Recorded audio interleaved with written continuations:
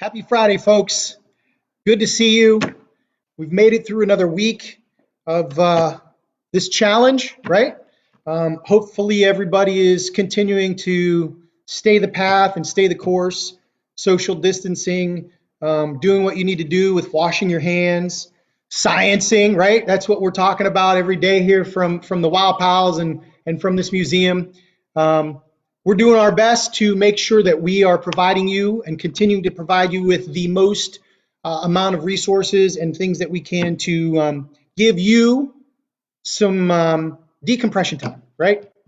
So with that being said, I really appreciate, I'm very proud of everybody and all the videos that have been sent in and everybody that's been doing things over the past 3 weeks. You know, we're working into this next week and we're going to continue to stay the path. We're going to do our part as Oh Wow Pals and as Oh Wow as the museum, and hopefully you're doing your part. So basically, the moral of the story is do your job, right? If you're a child and you're just supposed to be playing and having fun, keep doing that. And moms and dads and educators and all the staff out there, you just keep doing what you do and we'll keep doing what we do. And everybody, if they do their job correctly, we'll get through this. And like everybody says, you know, we're all in this together. So. And hopefully you got a big smile on your face. It is Friday. So hopefully you caught some of the sciencing that happened through the week, and you caught some of all of the Wow Pals and our guests that have been doing the demonstrations. Yeah, Brian Clace, what's up, buddy? Tell Carson I said hello. Happy Friday. So today, again, I personally have taken it upon myself to make sure that I'm attempting to use the materials that you would have in your own home.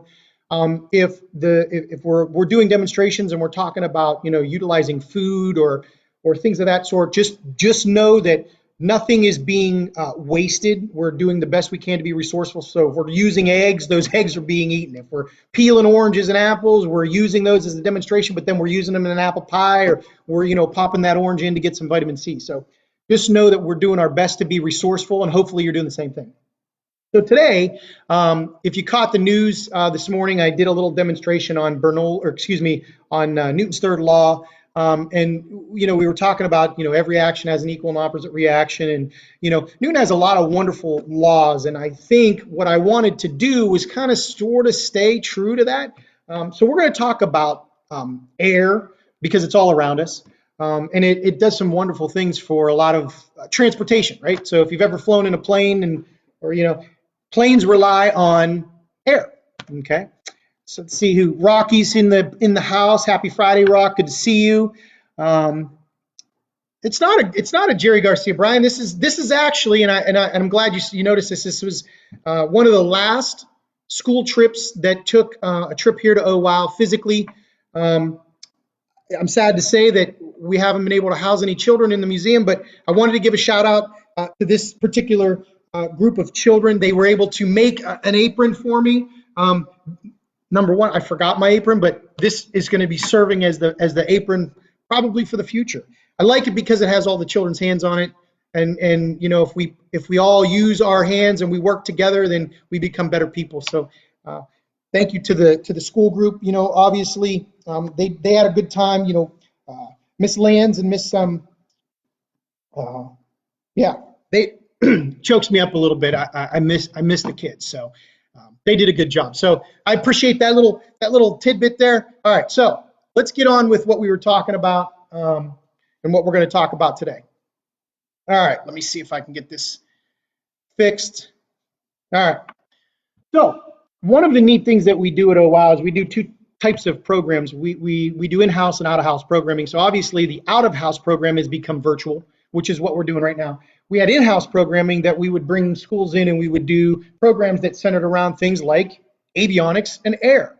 One of the neat stories that we talk about is the flying hand of Marco B.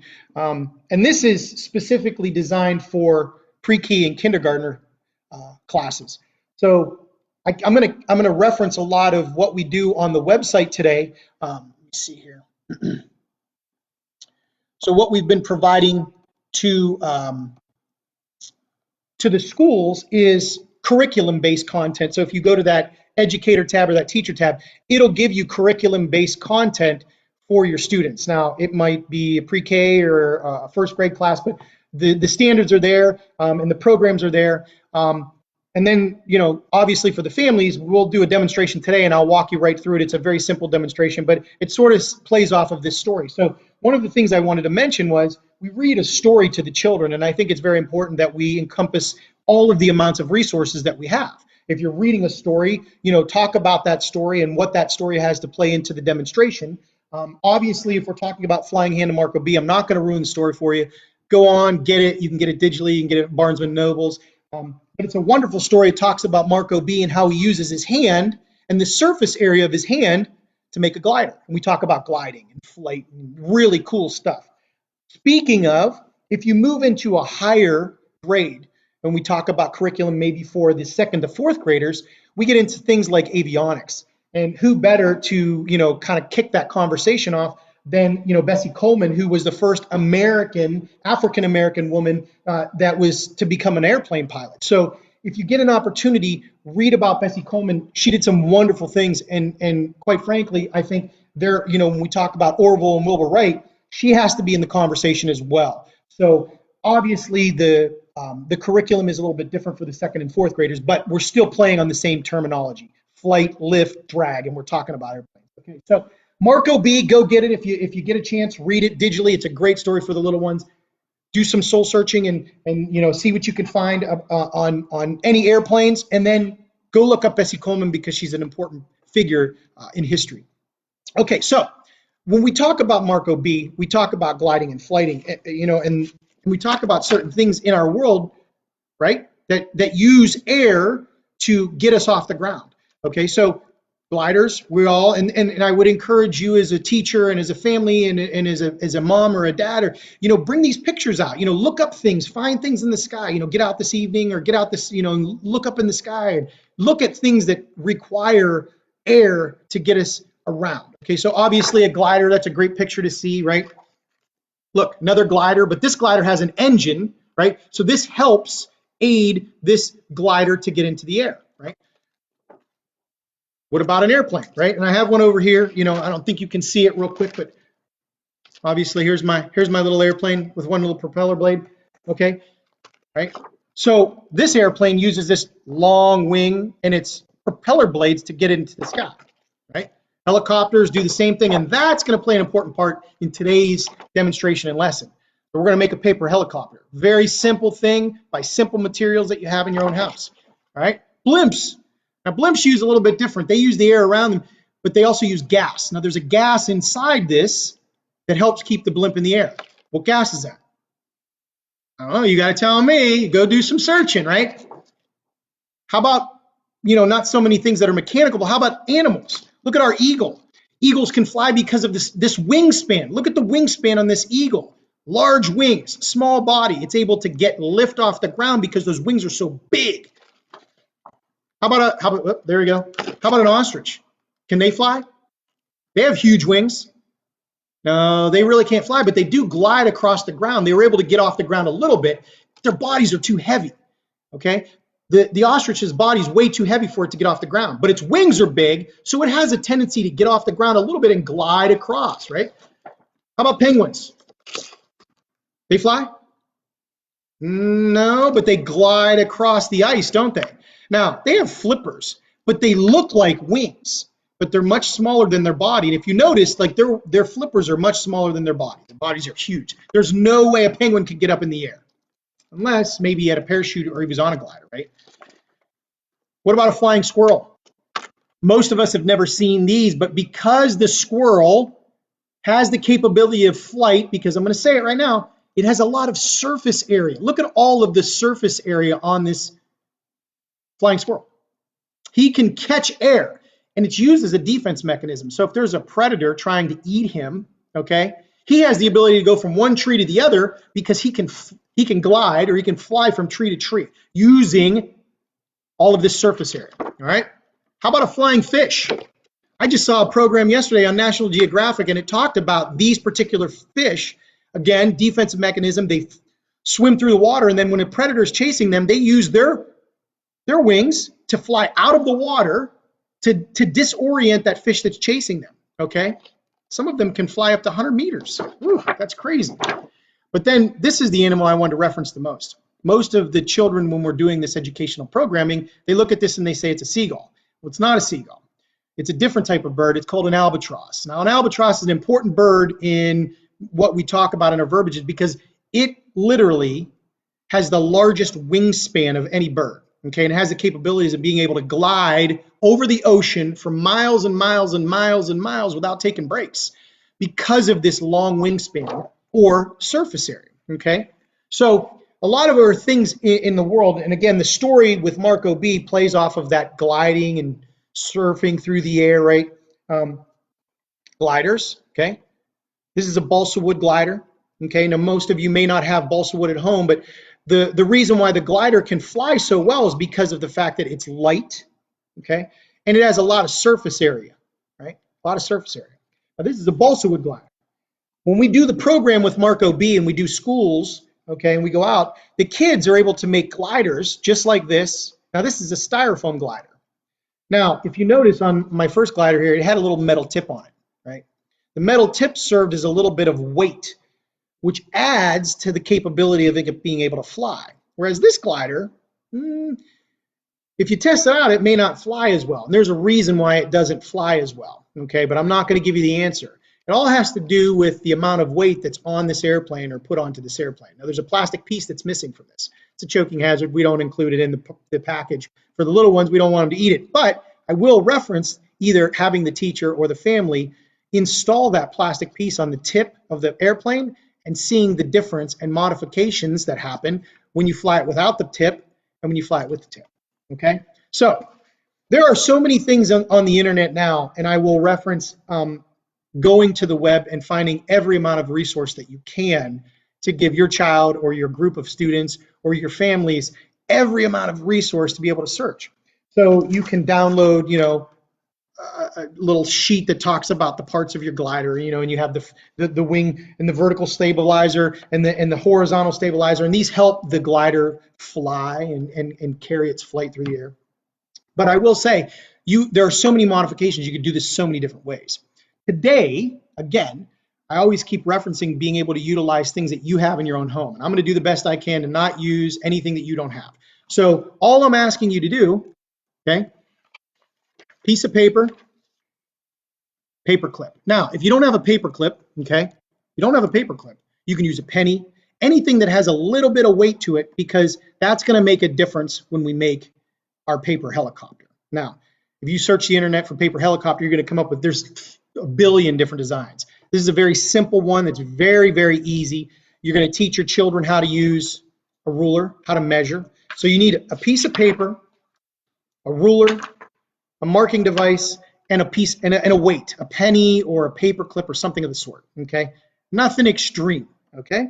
So the first thing that I want you to do, now I'm going to use the corner of my paper. Now I pre-drew this a little bit in red pencil. You can't see it, so I'm going to go over it in the blue or actually black marker here, okay? But I'm going to use this corner right down here. I'm going to use this corner, okay? And I'm going to show you what you need to do. The first thing that I'm going to ask you to do, okay? You can go grab a piece of paper right now, or you can watch this video afterwards. It's going to replay on Facebook over and over again. So if I'm moving too fast, just be assured that you can go back on Facebook and you can look this up. I'm going to sort of go through this quickly and swiftly, but I'll talk through it. Okay, so the first thing I want you to do, okay, so you got the paper long ways, right? And you got the paper wide. We're going to use the long side first, okay? I'm going to need you to measure up the side here, okay? Up the side 2 inches, okay? So we're going to measure up the side 2 inches, and you're going to make a line. I'm going to show you with a black line here what 2 inches looks like, okay? 2-inch line, if you can see that. See the line right there? There it is, right there. Okay, 2 inches up. Now, you're going to turn your paper sideways, okay? And we're going to go, we're going to turn our paper sideways, just like this, right? And we want to go up the side here, 5 inches, okay? So 2 inches this way, 5 inches this way. All right, so I'm going to mark off 5 inches. Okay. So there's our little box. That's what you're going to see right there. That's what we need, 2 inches by 5 inches, okay? Everything's backwards in my screen here, so I keep pointing this way and moving this way, okay? I see my buddy Jay. How you doing, Jay? Let me see who else is out there. Okay. Mrs. Collins, hi Tammy. How heavy does the paper clip have to be? The paper clip just serves as a small amount of weight. You don't want a really heavy paper clip, just something small. I reference using a penny or an amount of weight. The penny might even be too heavy for this piece of paper. So the heavier that the weight is, if the paper clip or the penny or whatever it is you use, you probably want to use a stronger piece of paper, like maybe construction paper or something a little heavier. But then your flight may be limited. But we always talk about modifying, so you choose whatever you want. So I will say that there's really not an amount of weight that you can't use. Just try it out, see what happens. All right. Who else is out there? Hi, Jay. All right, so 2x5, right? Okay, so what we're going to do is we're going to take, now, I have scissors. I'm going to use a utility knife. Actually, I'll use scissors. All right, so what we're going to do is we're going to cut that square out, or that rectangle. All right. So I've been doing a lot of classes with virtually with some students, and I will reference to educators or families out there. You know what? We have the capabilities of doing this on a personal level with you. So all you have to do is reach out, via Facebook, via our webpage. There's so many ways that you can get a hold of us. So if you want to do this on a educational basis, if you have a class and you're working on Google Classroom or you're working on Zoom, let's try it out. I'm learning as I go as well. So it's not anything that we can't learn together with, right? So let's hop on together and we'll do this together again, or we'll do something different. All right. So there's what we have, little rectangle. All right. So the next thing that I want you to do, okay. So up here, this was 2 inches, right? So we want to make a line right in between this. We want to cut a line in, but we don't want to go all the way down the paper. Now I went about halfway down the paper here, and you'll see me. Okay, so you want to go in the center. We said this is 2, right? So what's half of 2? 1 inch. So you want to go and you want to mark a line right here at about the 1 inch line. Okay, when you mark that line or that dot right there, you're going to cut. Okay, I'll show you how far I went down. Okay, so look, I only went about halfway down the paper. Okay, now those are going to serve as our rudders or our wings of our paper helicopter because of the surface area. Okay. All right, so there we go. So we got a rectangle, we cut a little bit. Now, I also need you to cut some of this away. So at the bottom here, I went in about a half an inch on the left side and in a half an inch on the right side, okay? So I need you to make a measurement right here, half inch this way, half inch this way, okay? And you're gonna go up to right where our crease is, okay? And I'm gonna show you real quick. So I already marked my lines on this. So I'll remark these real quick.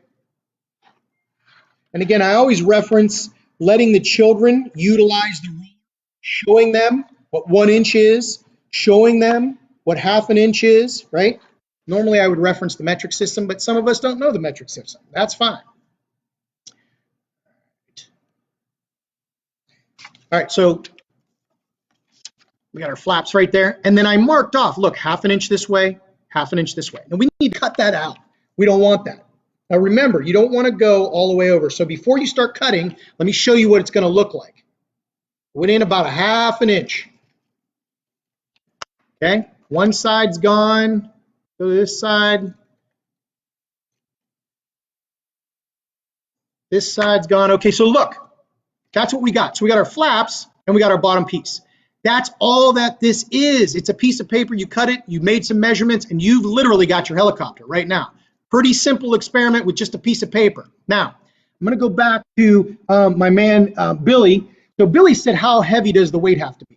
Now, there's a reason why we put weight on this. So I'm going to show you something really quick. We're not going to add any weight to this helicopter just yet. At the very bottom of your paper, I just want you to fold up just the bottom piece of this just a little bit. So I got a little flap there. See that little flap? Okay, just fold that and tuck it real close to your paper airplane right there. So it's folded over, right? Now, what I want you to do in this instance, okay, so we're going to fold one wing backwards and one wing forwards, okay? So it kind of looks like this, okay? Just like that. One up, one down. You go one backwards, one forwards, okay? It should look like this. Okay, so now we've got 2 propeller blades. The neat thing about this is, if you stand at a high level, and I'm going to raise my camera up a little bit, okay? If you stand up high and you drop this, watch it come down into the camera, okay? It falls. but it doesn't do very much, okay? And there's a reason. And Billy, you kind of hit on it. We need an amount of weight. How heavy that weight is, I'm going to let you test it out. I use a paper clip, okay? So when you drop your little paper helicopter here, and most of us, when we were little kids, we had these trees that produced these little, what we would call them whirly birds, right? And we'd toss them up in the air and they'd spin. Well, it's supposed to spin, but it's not really spinning real well without any weight. So if I add my paper clip to the bottom, okay? I added it to the bottom there, just like that. You can add 2 paper clips. And this is the reason why I use paper clips, because you can add a second paper clip or a third paper clip if you wanted to. A penny you would have to tape on, okay? Now, let's see what happens, okay? And I'm going to move the camera back a little bit here. We're going to drop our paper helicopter from the ceiling, okay? And I'm going to toss it up in the air. We're going to see it come down. Oh, look what it does. So if you've done it correctly, if you've done this correctly, you'll get a spinning action and a rotation because these flaps have caught the wind and allowed that surface area to catch that wind and hold that helicopter up. So real quick, a little science demonstration. Okay, I've got 2 pieces of paper. If I crumple one up, this is a cool thing to do with your students or your children. Crumpled up piece of paper, flat piece of paper, and I hold them out in front of me, okay? At the same distance and the same level, okay? And I ask my students, which paper is going to hit the ground first? This piece of paper or this piece of paper? And you allow them to be the scientists and form their own hypothesis. Obviously, okay, same piece of paper, if I drop it, the paper hits first, okay? The paper that's balled up hits first. And there's a reason why that ball hits the ground first. Even if you were to go up higher and drop the paper ball up high and cheat a little bit and let this paper down here, this ball is going to hit the ground most often first. And there's a reason. The surface area on this ball of paper is less than the surface area on this piece of paper. The air is getting underneath this piece of paper and allowing it to be caught, okay? Whereas there's not a lot of surface area here on this ball of paper, okay?